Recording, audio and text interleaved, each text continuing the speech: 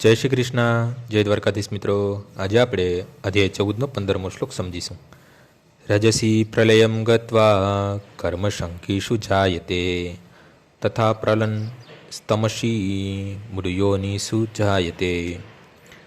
રજોગુણમાં મૃત્યુ પામનાર મનુષ્ય સકામ કર્મ કરનારાઓમાં જન્મે છે અને તમોગુણમાં મરનાર મનુષ્ય પશુયોનિમાં જન્મ ગ્રહણ કરે છે. કેટલાક લોકોની એવી માન્યતા હોય છે કે જ્યારે આત્મા મનુષ્ય જીવનની ભૂમિકા પ્રાપ્ત કરી લે છે ત્યાર પછી તે નીચે જતો નથી. આ ખોટું છે. આ શ્લોક અનુસાર જો કોઈ મનુષ્ય તમોગુણી થઈ જાય તો મૃત્યુ પછી તે પશુયોનિમાં અધોગતિ પામે છે.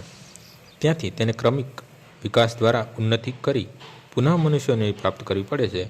માટે જે લોકો મનુષ્ય જીવન વિશે ખરેખર ગંભીર છે તેમને સત્વગુણી થઈ જવું જોઈએ અને સત્સંગમાં રહીને ગુણાતીત થઈ કૃષ્ણ ભાવનામૃતમાં સ્થિત થવું જોઈએ. મનુષ્ય જીવનનું જ આ જ ધ્યેય છે. અન્યથા મનુષ્યને ફરીથી મનુષ્ય યોનિ મળશે એની કોઈ બાંહેધરી નથી. આજનો શ્લોક અહીં પૂર્ણ થાય છે. આવતીકાલે ફરીથી સવારે 6 વાગ્યે મળીશું. જય શ્રી કૃષ્ણ.